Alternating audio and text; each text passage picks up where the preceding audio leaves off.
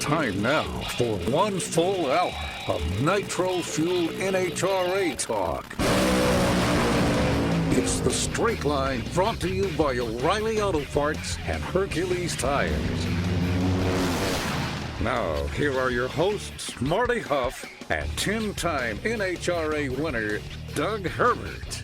This is the Straight Line on drag racing. Thanks for being here for our 1 hour of horsepower. Appreciate you being with us. Defending Funny Car winner of the Gator Nationals and current points leader Ron Capps will be here. Off to a good start this season, our pal Clay Millican joins us. And we'll catch up with current free agent, three-time Top Fuel world champion, Larry Dixon. The burnout is complete, and we're set to launch another edition of the Straight Line. Wherever you may be, across the country, around the world, this is the Straight Line here on MRN.com. Streaming live on the MRN app and on the Motor Racing Network's YouTube channel. Glad you can be along with four-time IHRA Top Fuel champion and 10-time NHRA National Event winner Doug Herbert. I am Marty Huff. Heading into the Gator Nationals next week, Doug, and a big long layoff between Phoenix and Gainesville. What are the teams doing right now to keep themselves as sharp as possible? Because we're going into a very important race here in about 10 days. Well, every race is pretty important. Right. Going into Gainesville, I never really liked that long layoff in between. It used to be they had 1 week off and then 2 weeks off. Now it seems like a month off in between. Yeah. What they're doing, probably different people are doing different things. Some guys are probably using that as vacation time because they were working hard over the winter to be prepared for Pomona. Some guys are working hard now to move up in points and to continue to try and have a good start to the season. So what are they doing? Everybody's doing a little bit different. From a driver perspective, I would say most of the guys are probably still working on their practice tree. Yeah. I used to go out there and sit in my car and focus. You visualize. Yeah. You really do a lot of visualizing drag racing, and I think it's no different. I talked to Bobby Allison. Bobby, he would sit in his car and visualize winning the Daytona 500 or whatever, and then you go out and accomplish your goal. And I think that's the same thing that a lot of the drag racers do. You think about what you want to do, you visualize what you want to do, and then you do it.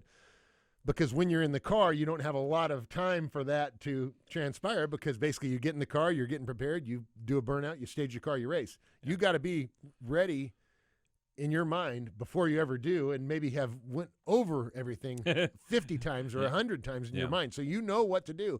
Everything is a reaction, just instantaneous, not a reaction to something you feel or whatever. So I think just continuous preparedness and visualization, practice tree, all that things. People ask me all the time, well, you get on that practice tree, how does that help? Well, it does because you get in a zone. You get yourself in the zone to be ready to race, to be ready to hit the throttle, to be ready to, hear the engine. Which is where the visualization comes in.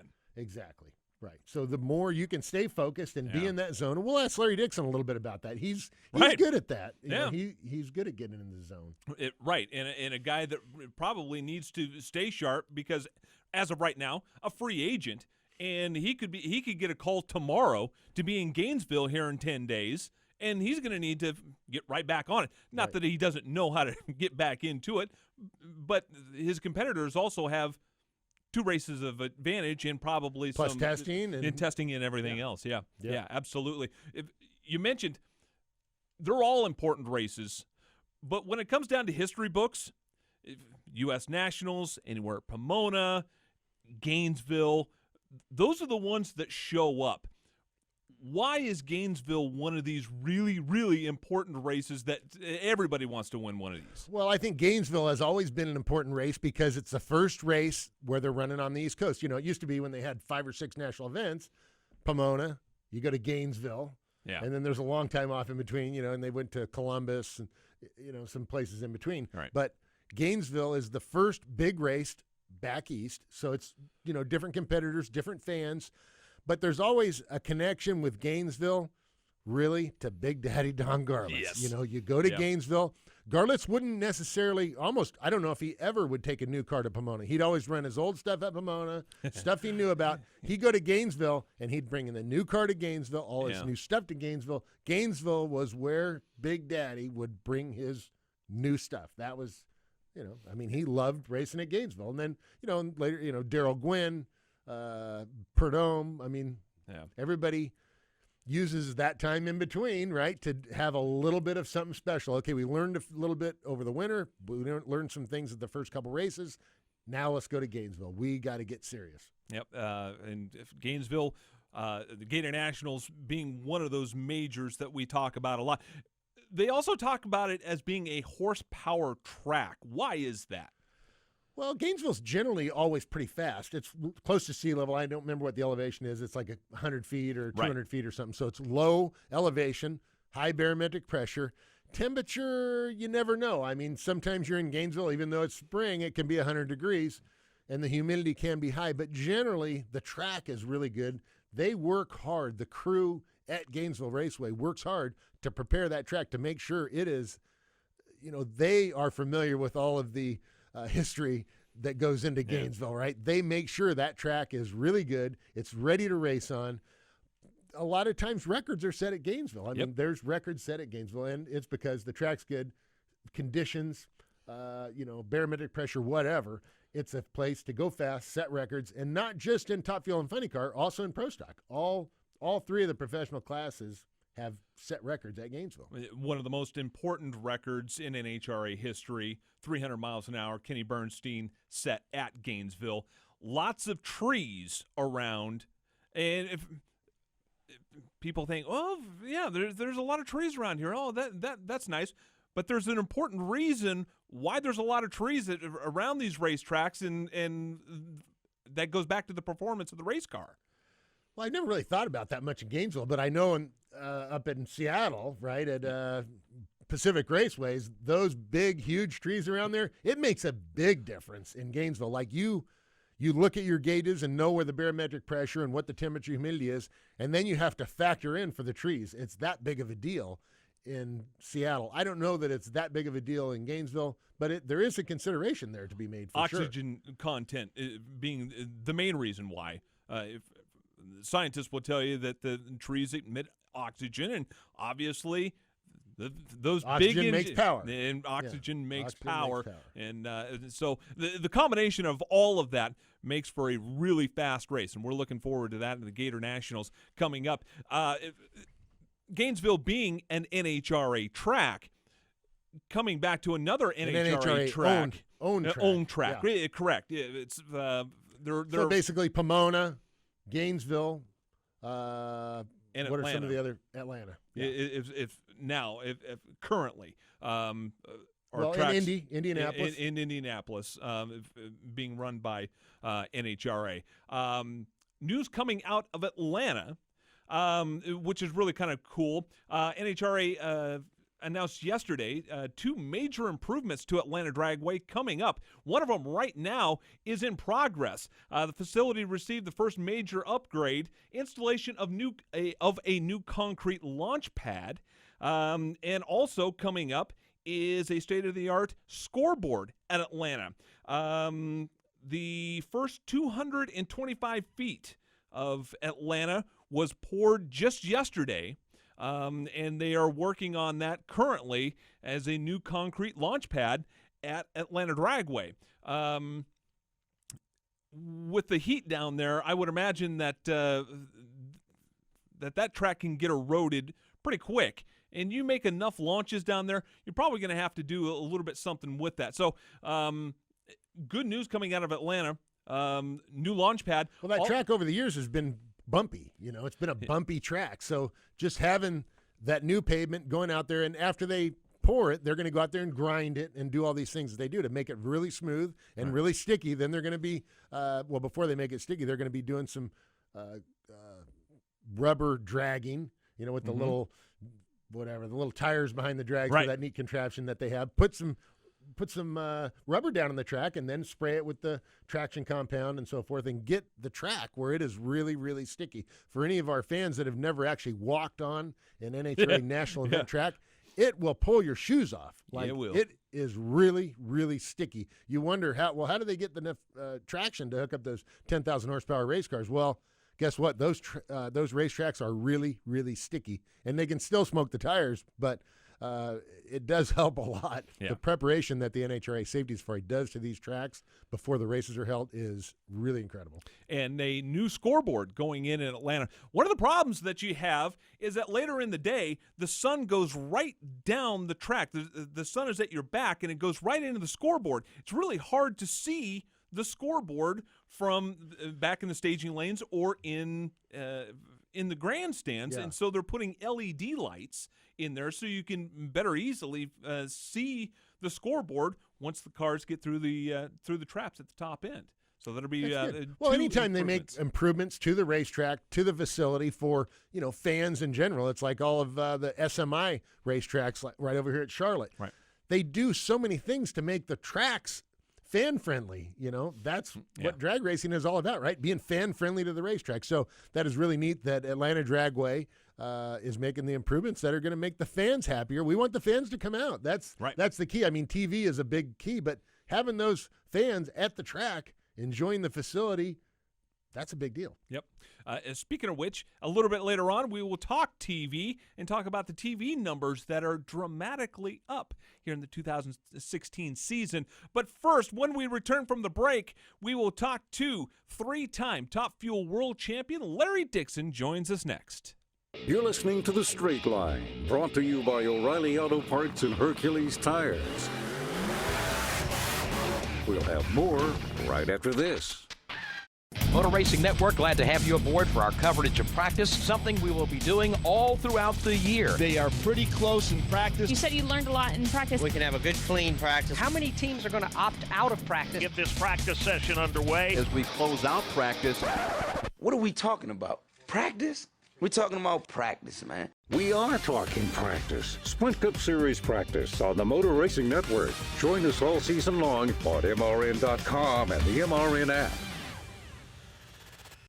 Need to sell your used vocational and highway equipment, regardless of type and condition? Then Housby is your single source to manage all aspects of the sales process. We can sell your equipment immediately during one of our twice-monthly auctions, either from where it sits or from one of our nationwide sales locations. You make the choice. Housby has buyers who are looking for what you have to sell and will pay you 10 days after the sale, period. Nothing to sell but looking to buy? Check out what we have today at Housby.com.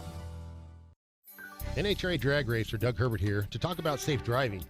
In early 2008, my two sons were killed in a car accident that was caused by speed and inexperience. After the accident, I learned that over 6,000 teenagers each year are killed in car accidents, so I formed a nonprofit organization called Brakes. Brakes stands for Be Responsible and Keep Everyone Safe. Please visit our website at putonthebrakes.org to learn more about responsible driving and what you can do to keep our roads safe. It's The Straight Line, brought to you by O'Reilly Auto Parts and Hercules Tires. Now here's more with Marty Huff and Doug Herbert.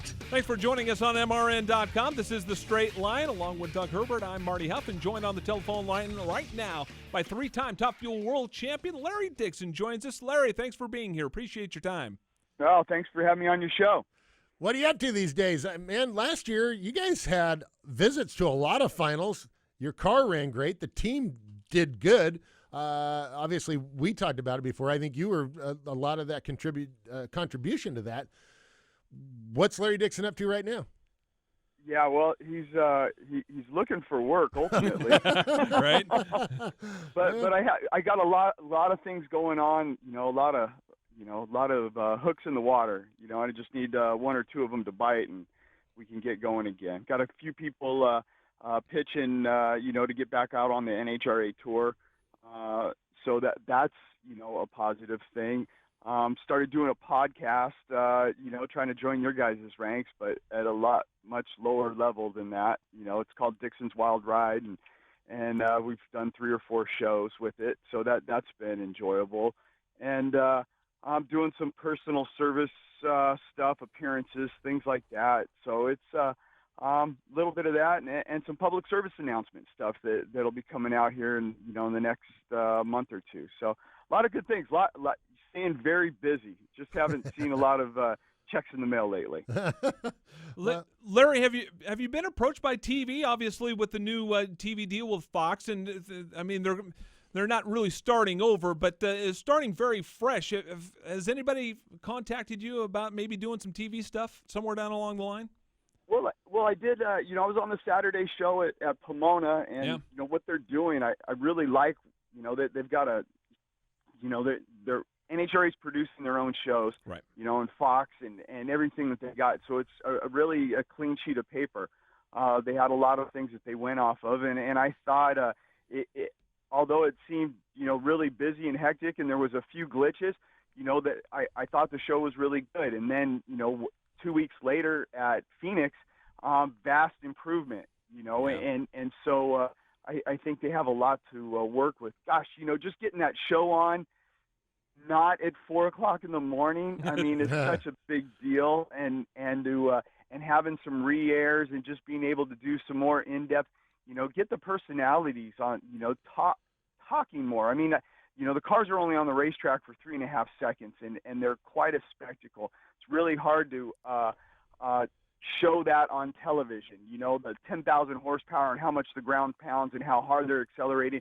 But I think they're doing a really good shot with some of the, doing a good job with the camera angles and such that they have behind the car as it accelerates off, mounted to the rear wing, pointing at the starting line. And as the car, shoots away, there's some shots that just let you know how quick the cars are accelerating. So, like my deal, I got the memo with Vandergrift so late, the TV crew was already in place by the time I could do something. So there might be some opportunities to do something later on, but they've got a really good group of people that are on there. Dave Reed, John Kernan from the past, and such, and then bringing in Tony, into the booth and give a new perspective on things. So they're doing a really good job, and I think as things go on, there might be an opportunity, as they expand. If the TV numbers keep going the direction that they're going, hopefully there'll be more demand for more content on television. Yeah, you would think, Larry, with all your experience and being out at the races, even if you weren't in the car, one of these other teams would want you out there helping them, whether it could be coaching one of the drivers along or whatever, and then being out there at the races, can lead to other places. Man, yeah, and I've had some discussions with a few teams on that subject, but the budgets, I don't have to tell you, you owned one of these cars for a really long time. I wasn't very smart either. I can tell you that. But you know what? Like I don't think smart has anything to do with it. I just think that the cost of racing, it costs Jim Dunn. I use his line, and he said that the cost of racing costs the same amount now as it did when he started back in 1950.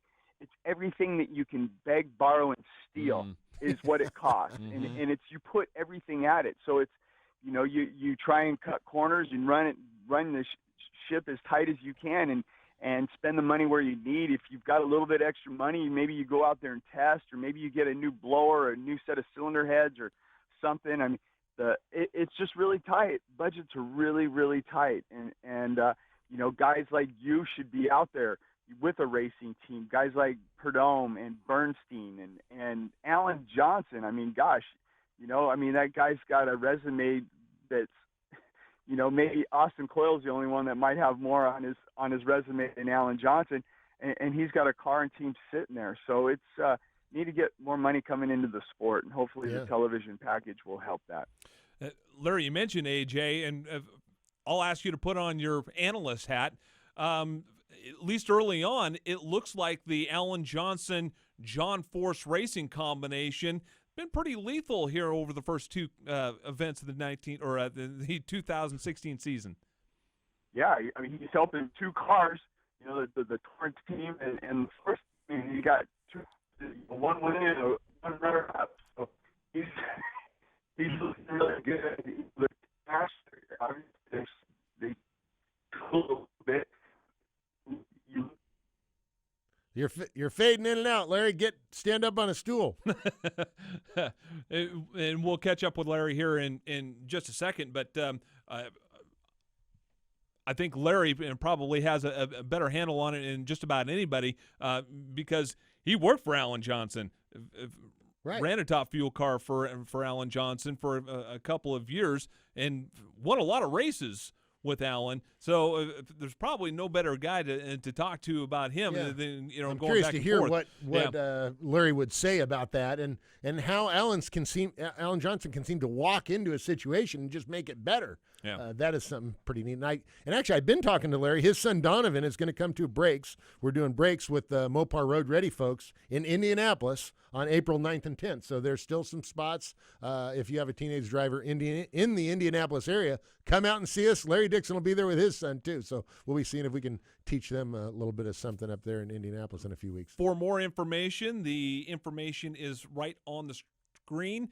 Put it on thebrakes.org for more information. And if you're not going to be in the Indianapolis area here in a couple of weeks, gosh, we're going to Bradenton, Florida in a few weeks. We're going to be back out on the West Coast. Then, of course, we've got ZMAX Dragway all over the place. But you just bring your teen driver. If you got a teen driver, bring him to breaks. It will be a great experience. And we got Larry Dixon back on the phone. Larry, we were asking before we lost you on the cell about Alan Johnson, a guy that you competed with and competed for in the combination with John Force Racing, and how that's seemed to be a pretty good combination here over the first two events of the 2016 season. Yeah, absolutely. I mean, you look at Brittany. I mean, she qualified well at Pomona, and just got caught on the wrong side of a good drag race. First round of Pomona, comes back to the next race, goes to the final round. So they're definitely making a difference with that program there. And then Steve Torrance, he was helping him at the towards the end of the season last year during the playoffs, and he had a really good car during that stretch. And then comes back first race of the year. He's in the winner's circle. So Alan Johnson, he still knows how to shoot pool. Yeah, he does, doesn't he?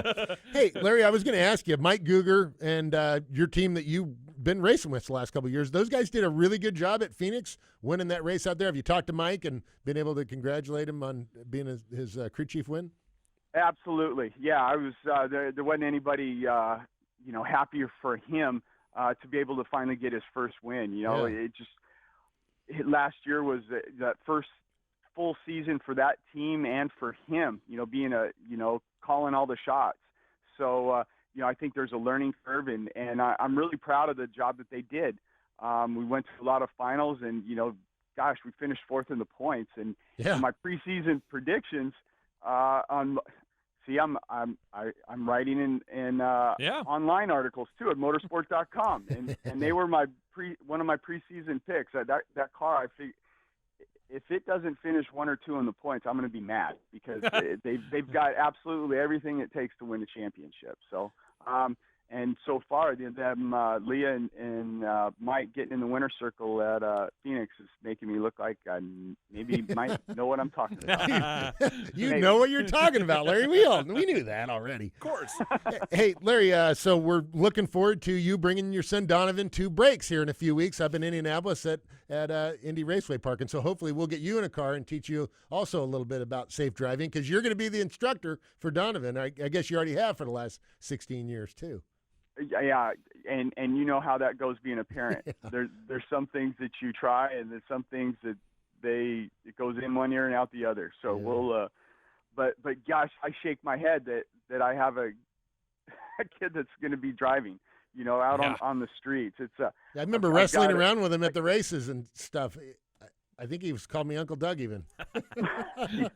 Yeah, well, the time goes so fast. I mean, I got pictures in my basement. That's where I got all my racing stuff, is down there. And I got a picture of him, and it's from 2003 Las Vegas Winter Circle, and he's running around picking up all the confetti off the ground, and he's just this little 2-year-old kid, and all of a sudden it's like that time goes so fast, and so and now all of a sudden it's licenses and cars, and he's a freshman at high school, and he's on the JV basketball team, and doing a great job on that side, and in the classes as well too. So I'm really proud of him, and But yeah, the kids are the one thing that lets you know you're getting older. I hate that. Well, man, we are sure looking forward to seeing you over there in Indianapolis at the Breaks and Mopar Road Ready program. Hey, where can fans go to find out about your podcast, Larry? You go on. There's a website, Facebook and Twitter, both Dixon's Wild Ride.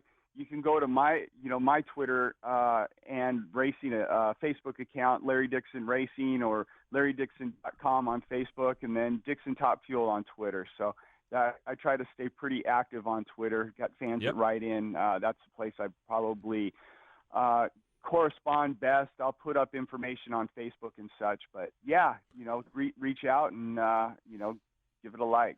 Good deal. It. Well, I'll do that. And good Absolutely. to talk to you, Larry. And we'll look forward to seeing you in a few weeks up there in Indy. Sounds good, Doug. Thank you. Thanks, Take buddy. care, Marty. We'll see you. Thanks. Three-time Top Fuel World Champion Larry Dixon joining us, and man, can't wait to see him back in a race car. When we return, we'll talk to a guy who's got a really good start on the 2016 season. Clay Millican joins us next. This is The Straight Line, brought to you by O'Reilly Auto Parts and Hercules Tires. More right after this. Whatever you drive, wherever you go, Hercules Tires will get you there. Whether you're running on dirt or running a job, our dependable, high-quality tires are the perfect fit for your needs. For unmatched value, selection, and warranty with industry-leading road hazard protection, there's only one choice: Hercules Tires. To learn more, visit HerculesTire.com or call 800-677-9535. Hercules Tires, ride on our strength. Live sports are the one true reality entertainment, where a single dramatic moment can become timeless. In NASCAR, Motor Racing Network's live broadcasts elevates your senses to the sights, sounds, and struggles taking place on the racetrack. One final lap in the Daytona 500. Joey Logano has the point. Junior crosses over. The power of radio to the imagination of the listener. Tune in to the Motor Racing Network. Visit MRN.com for an affiliate list in your local area. Race fans, you know there's nothing like the power, excitement, and sounds of NASCAR. Ever wonder what it would be like to strap yourself in the seat of an authentic NASCAR race car? You can do it at the Richard Petty Driving Experience. Ride along or drive yourself at one of 15 tracks nationwide. Call 1-800-237-3889 or visit online at drivepetty.com. Richard Petty Driving Experience. It's authentic NASCAR entertainment. Call 1-800-237-3889 or visit drivepetty.com to reserve your experience. Welcome back to The Straight Line, brought to you by O'Reilly Auto Parts and Hercules Tires. Here's more with Marty Huff and Doug Herbert. Big thanks to Larry Dixon for joining us on The Straight Line this afternoon, and joining us right now on the telephone line is the driver of the Parts Plus Great Clips dragster for Stringer Performance. Clay Millican joins us. Hi, Clay. What's up, fellas? Hey, man, what a strong year coming out of the gate, number 4 in points. You've had a this is the year to make it happen, and you started the season great. You haven't got in the winner's circle yet, but that car is capable of winning a race. I just know it. It really is. I tell you, I am so proud of the whole team, and man, how about go Grubby? Grubby is showing out. Yeah, right. I mean, he is just showing out. That's a guy that everybody thinks of as a driver, and I've been telling everybody that dude's smart. I sat in the lounge with him, and I've looked at a lot of runs on RacePack, and I end up looking like a bobblehead sitting in there with him because he loses me. I don't know what he's talking about half the time. Yeah, he's good at that. Of course, you're talking about Dave Grubnick, a former driver, and obviously a guy that knows his way around a cockpit because he spent a lot of time there and won national events. Now the tuner with you at Stringer Performance. Have you spent last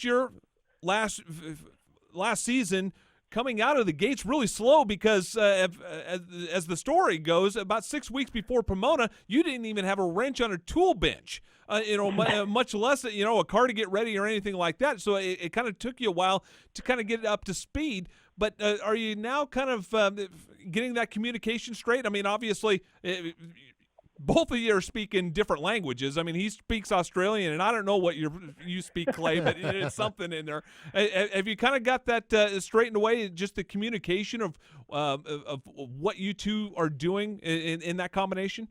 It's funny, the different in accents is definitely a big thing. And I have learned a few things. I've learned that a spanner, that's a wrench. I've learned that. All right. And what's a bird? What's a bird? I don't know that one. No, the Australian, Grubnick will say, "Oh, this bird, I'm dating this bird," or whatever he's saying. It's a Oh, girl. yeah, It's a girl, the bird. Oh. I would go, really? I never heard that before, but that's Grubnick. And it's funny. You know, I've learned some other things, and this concerns you, Doug. I've learned that Connie may not have known this, but there was some betting going on between the two of you as to who was going to have the better light and who got to the finish line first. And it didn't matter if you smoked the tires or not. Grubby says that you had the advantage because you owned the car, and if y'all both smoked the tires during qualifying, you'd burp it one more time just to get there first. Oh, yeah, I would. Grubnick and I don't remember. Came from the days he was driving John Mitchell's car, but we would bet $2 on every run we ran each other since, I don't know, early 90s. Maybe even before, early 90s. We'd bet $1 on reaction time and $1 on who got to the finish line first. Like no matter what, whether it was racing or qualifying or whatever. Right. So that was fun. And we had a competition, you know, and John Mitchell came up to grab both of us by the back of our head and say, "Why don't you guys drive that good when it's really counting in racing? I'll give you the $2, you know?" And that was funny. But Dave and I had such a fun time doing that. But you've got a great guy there with Dave and also with Lance Larson. Lance Larson knows how to win too. Yep. Crew chief for Jeb Allen, he knows how to get it done. And you know, with your team when you guys were winning IHRA championships. So absolutely. Your team is deep, but it seems like something has happened. Like what has changed and just gelling together and getting the new parts and pieces to work better together. But, I mean, you guys are legitimate contenders this year. That's awesome. I'm excited about watching. I mean, it's really not anything really has changed. But if you just think about, and I'm horrible with stats and that sort of thing, but if you think about where we started last year, again, we didn't have anything, you know, a few weeks before the season started.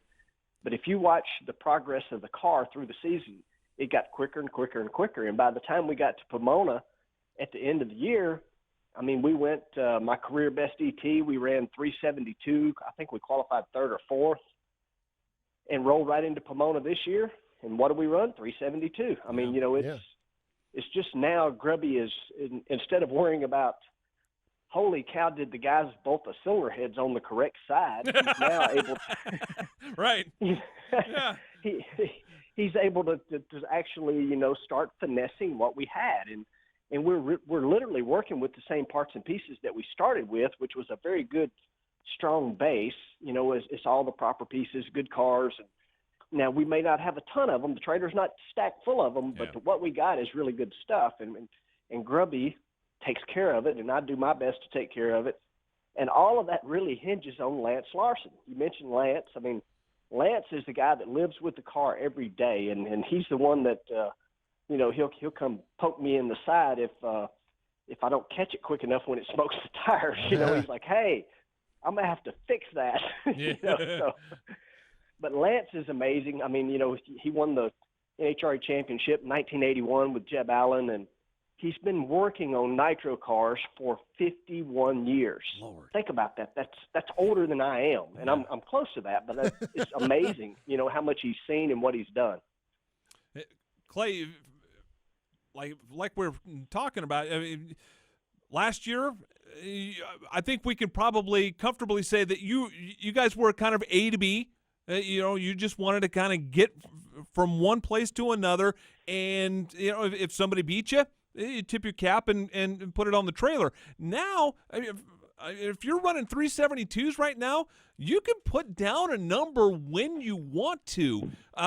Is there a point where you and Grubby and Lance are kind of looking at each other going, okay, this is the place where we just need to go A to B, and hey, these are the places that, yeah, we can you know, dial it down and try to run a really low number? You know, I think we are kind of at that point, and we've kind of seen that at the first two races. You know, we ran really good at Pomona, went a couple rounds there.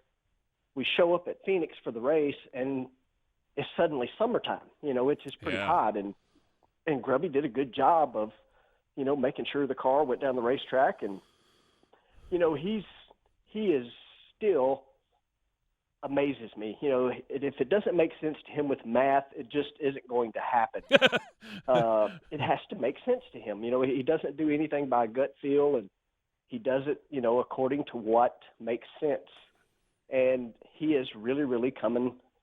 I mean, he's coming on. You know, every time I step on the gas now, I know that we can run with anybody and outrun everybody. That's the way I feel about it now. I really do. Hadn't felt that way in a long time. Yeah. Either.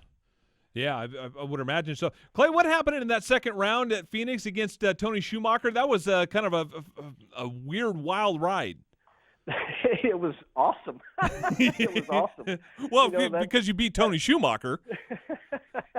Yeah, which is not an easy thing to do. You know, we got a little aggressive. You know, we knew we were racing an Army car. You know, you're racing one of the best there is, and the car got the tires loose, and Grubby, you know, again, he's a driver, and I've heard him say it a bunch of times. He's like, "Okay, mate, you know, if this thing gets the tires loose, you got to give it a break and let it get going again." And you don't think about that really, but I kind of did. Like, car got the tires loose. I see Tony drive by. I gave it a little breather. In other words, I kind of like, okay, step off the gas, give it a moment for the tires to calm down, and this is all probably about a quarter of a second. Yeah, exactly. It seems like a long time in the car, right? But it's about a quarter of a second. It does, you know, and I kind of tried to squeeze it a little bit and actually made the car hop up off the ground and then just kind of roll back into it and drove by Tony, and I actually shut it off early, which is hard to do, but I knew I went by him with enough momentum that, you know, again, thinking about those parts and pieces, and, you know, it got the win light. That was cool.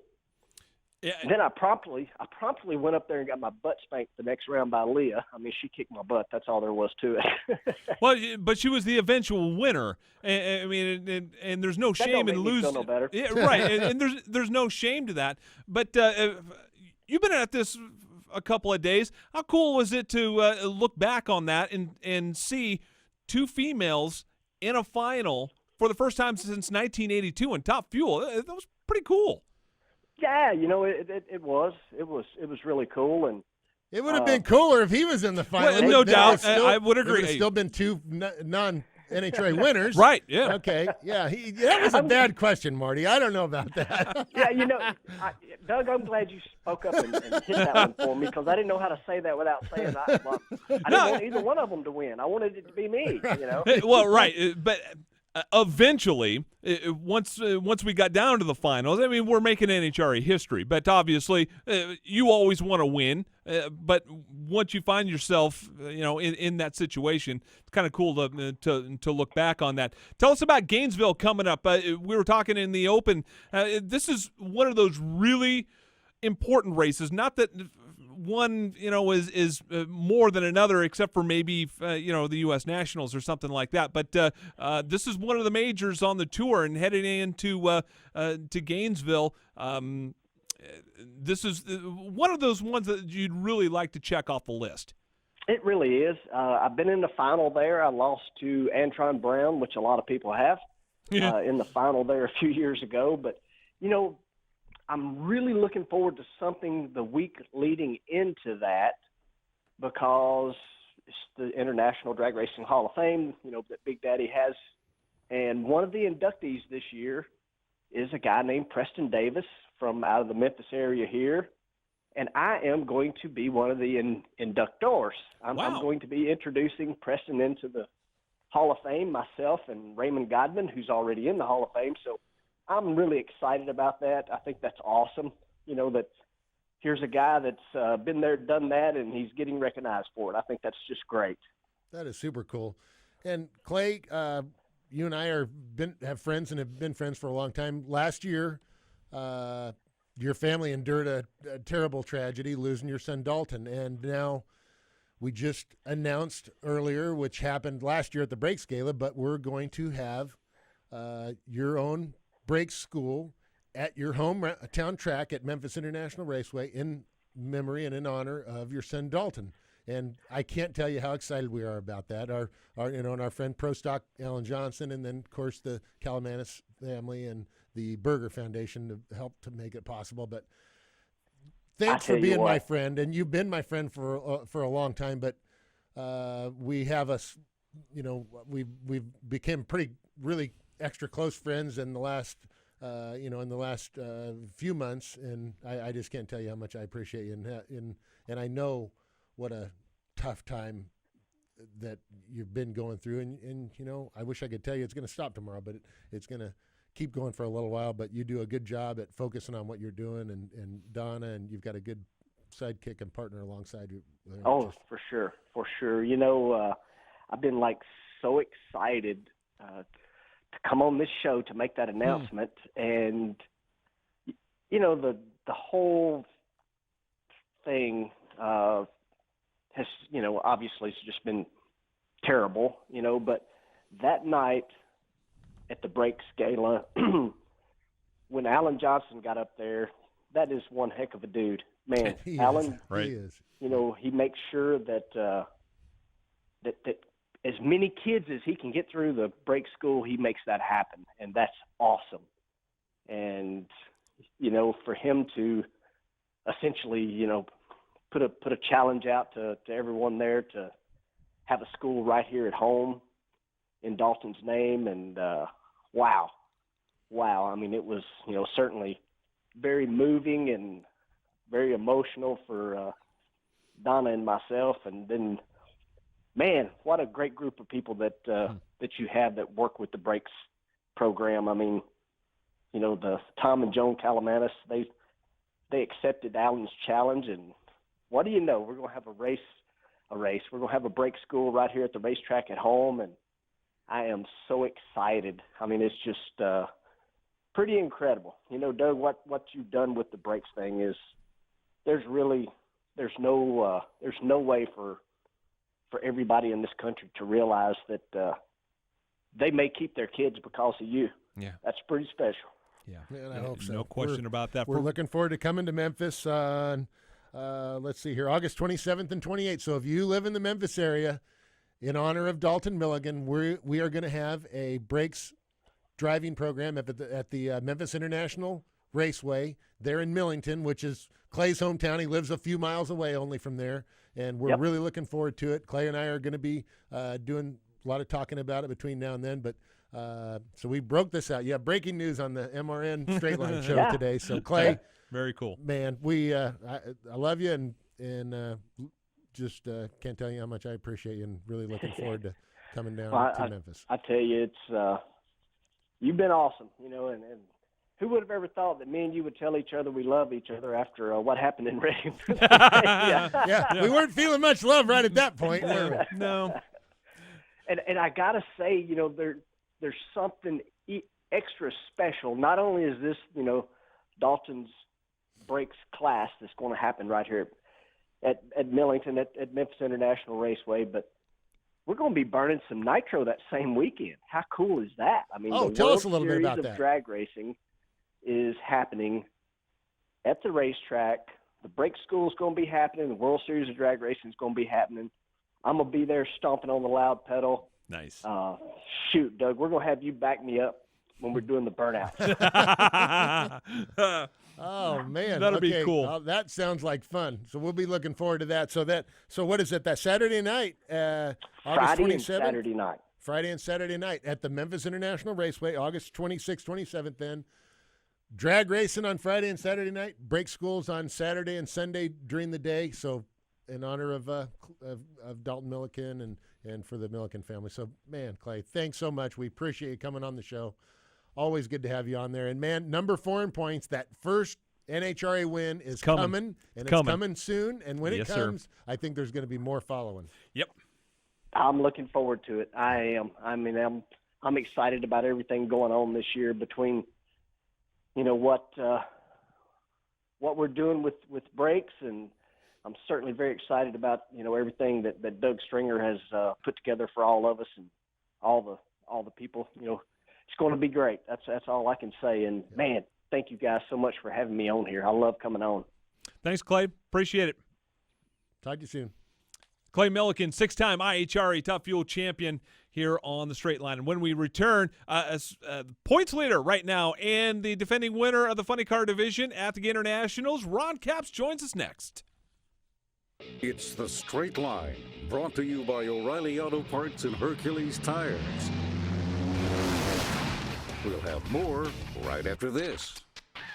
When the smoke settles, the entertainment never stops. I feel like experience kind of outweighs youth. On race weekends, your favorite NASCAR personality is an everyday superhero. Kyle Busch driving for his life right now. But when they leave the racetrack, they're just like everyone else. Our lives are so much different than what people may think they are. I'm Susie Armstrong. Join me on a daily journey as we discuss the hot topics and engaging personalities of NASCAR Nation. Ned Jarrett's World of Racing, weekdays on the Motor Racing Network. Luke Bryan. Yeah, that's my kind of night. Jason Aldean. Let's get this thing started. It's my kind of party. Florida Georgia Line. This is how we roll. Kid Rock. All free. Lady Antebellum. Long stretch of love. Willie Nelson. Mama, don't let you and so much more. Get ready for the first ever Country 500. The Great American Music Fest at Daytona International Speedway. Plus Little Big Town, Lee Price, Tyler Farr, Trace Atkins, and more. Memorial Day weekend, May 27th, 28th, and 29th. 3 awesome days and nights on the infield of the World Center of Racing. Stay in the campgrounds inside the festival. For tickets and information, visit country500.com. Don't miss Luke Bryan, Jason Aldean, Florida Georgia Line, Kid Rock, Lady Antebellum, and many more at the Country 500 at Daytona International Speedway. Sponsored in part by Budweiser. You're listening to The Straight Line, brought to you by O'Reilly Auto Parts and Hercules Tires. Now, back to Marty Huff and Doug Herbert. Just talked to a guy that's had a pretty good start to the 2016 season, Clay Millican. Speaking of really good starts to the season, the points leader in the Funny Car Division, also the winner at Pomona, joining us on the telephone line right now, driver of the Napa Dodge for Don Schumacher Racing. Ron Capps joins us. Ron, thanks for being with us here on the Straight Line. Yeah, it's always nice to be on here. How are you guys doing? Hey, man, doing great. I'll tell you what, you've had a good start to the year. Number one in points. She's only, everybody else is gunning for you. It's got a little ways to go to hold the number one on the car for next year, but you're in the better spot than anybody else at this point. Yeah, boy. Yeah, no, it's, we're only 2 races in, but it was just a heck of a start, winning Pomona. Yep. And then being number one qualifier in Phoenix last week. And I knew we had a good hot rod with our Napa Charger, but leaving Pomona after winning, getting to Phoenix, you always wonder, can you keep it up with especially the pressure that's kind of added. And sure enough, we were number one qualifier. And we stumbled a little bit in eliminations on Sunday and lost in the quarterfinals, but we got a great hot rod with Ron Tobler cheering it. Well, that's what your team is so strong, and you and Tobler have really seemed to gel together. And, so it's DSR with Tobler, with Napa, with you. I mean, you guys are really that good that every race you go to, you're a serious contender to win and be low ET and be top speed. Tobler knows how to do that. You know how to do that. All the whole Schumacher team knows how to do that. I mean, you got a deep bench. Yeah, it's funny because Sunday in Pomona, all throughout race day, I was having fun. I didn't feel a whole lot of pressure on the starting line. I wasn't stressed out, and a lot of the anxiety that comes with sort of how you're not sure how the car is going to be, and so you just gain that confidence as a driver. Like we may not at the end of last year, during a countdown, I think we went to 5 semifinals at the end of the year, which is pretty darn consistent. We didn't throw down the big numbers and set the national record for the extra 20 points and the things we really probably should have done to win the championship. So this year, I think Tobler really focused on throwing a little extra at it when we needed to, when the conditions are there, and he's done that this year already. So having consistency, it puts a lot of pressure on your opponent. They know you're going to go down the track every time. You may not be low ET, but you're surely going to make a good race out of it. And so it just, kind of snowballed my confidence as a driver. And that's huge, as you know, Doug. Yeah. Well, Tobler tunes the car about like playing chess, He's very I mean, he's not the guy that makes the big changes. He likes to fine-tune and make small steps going in the right direction. I mean, that's what he's always done. That's why he's been so good and so successful, for a long time.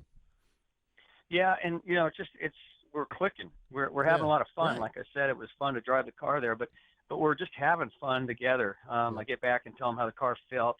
You know, we discuss a lot of things, and we always have. You know, I've always had great success with my crew chiefs like that, where they actually listen to me when you come back from a run, even though they got the computer to either make a liar out of you or make you look like you know what you're talking about. But you know, the biggest thing, we had these Dodge Chargers that they worked on the off season, and not that we had an inferior body compared to the Toyotas or the Fords, but now, you know, we didn't have a lot of the things when we had the Dodge Stratus before this.